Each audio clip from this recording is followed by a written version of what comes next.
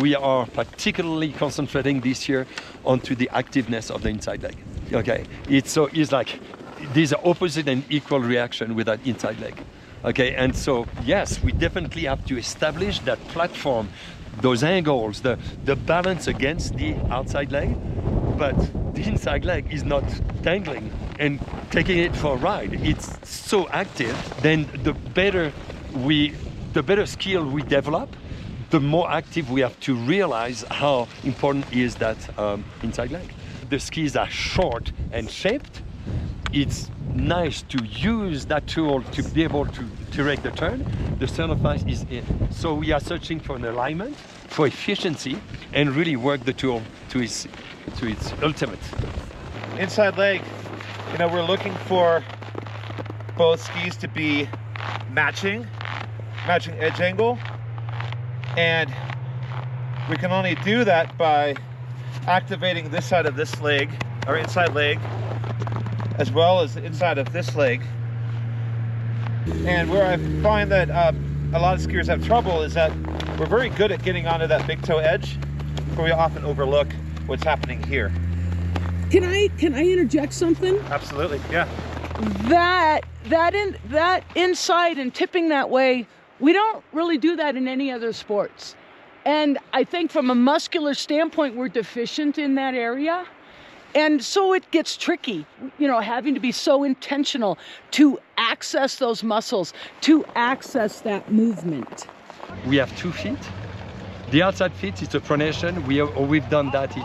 We have always done that. What we try to direct our attention to is the supination of the inside foot. So whenever the outside foot's gonna work, the inside foot's gonna work just as equally.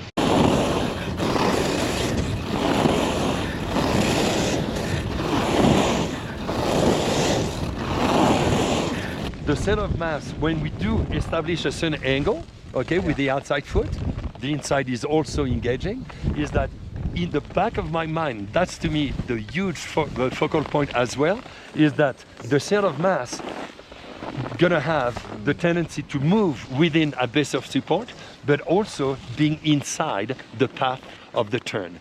The feet's always gonna be on the outside part of the turn, but the center of mass gonna be more on the inside part of the turn. When I see wonderful skiers, you know, staying on the outside part, you know, of the, you know, they move the center of mass over the outside foot. To me, it's like, yes, that's what we used to do 30 years ago.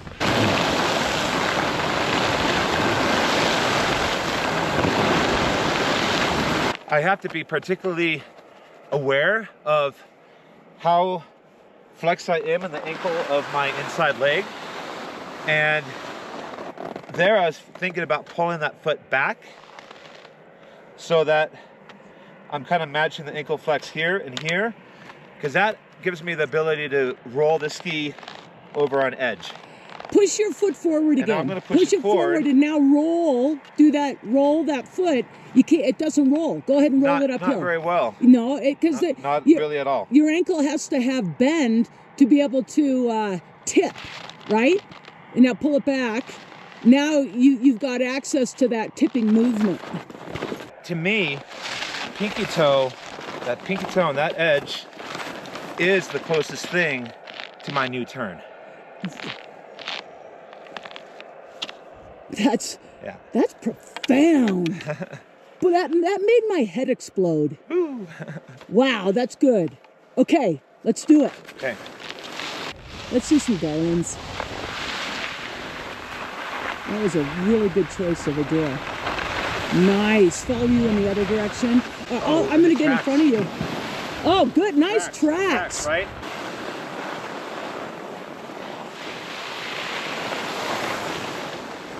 Nice. But the outside leg is kind of dumb. The inside leg is smart. The inside leg is the computer, it's the chip, it's all those nuances, okay? When we line ourselves with that supination, which is a dorsiflexion, the anterior tibialis is engaged. That inside ankle is not moving too far away. We are connected within the inside ankle. Well, guess what? The outside ankle and the outside foot is going to follow, okay? But it's going to be tough to readjust the inside if we are too predominant on the outside, okay? The result of being active on the inside, of course, the pressure is, remaining to the outside leg. Of course it is. But I don't want to go over with my center of mass over to the outside. When I set with the little metatarsus, with that supination, it gives me an alignment toward the inside path of the turn. So both legs gonna be engaged simultaneously, and then I can be active with inside to keep all my options open. I've got options. I can go 4.5 lateral, I can steer, I can carve. You are turning your outside leg into that job of the inside leg sooner. Okay, which is good. Which is really good. That's one of my fatal flaws. I know, you hang on to it too long. Especially early and then season. It becomes into a 1-2 action. Yes, I have. Sequential. Yep. Okay? Okay. Okay. Really active outside leg turns into the inside. Yes. Oh, you're doing it. Yeah. Oh my gosh. That's a very different look. I can see the intention. Much earlier than you're accustomed to, you turn the outside long leg into the new inside leg. That longer outside leg's becoming the inside. Long legs becoming the inside, shorter. Going to use an analogy. Imagine you're riding a bike, and with that bike you're learning how to ride and you're using training wheels. And so just kind of close your eyes and visualize this. You're on the bike with the training wheels and you're turning the bike.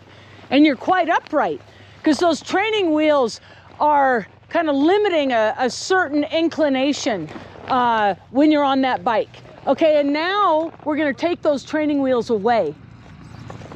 We're a more advanced biker now. We take those training wheels away and we're turning that bike, and we just incline as we're turning the bike. We're inclining more. For each individual here, the focus you had last run, that was working beautifully. More of that with the training wheels off. Okay. Got me? Yeah. More of that with the training wheels off. Okay. Okay? Same for everybody.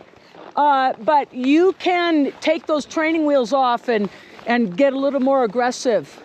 Okay, but you've got to work. You've got to work forward through that turn. It's not just lateral. You got to work forward into the shovel of that ski to keep it biting through the turn, right? Yeah. If it is extremely steep, maybe naturally the terrain put us in that position. So if we have the wheel to almost being a little lighter on that inside leg, which was the topic of the day, and the terrain is a little steeper, well, the combination of the two may allow us to be more proactive with the inside leg, to have the outside ski being a little bit more engaged, so to speak. And then all of that gonna change later on, because from a little steeper pitch, then it's flat again. So your leg length's gonna act a little differently. So you are constantly changing while moving in relation to the terrain that you've got ahead of you.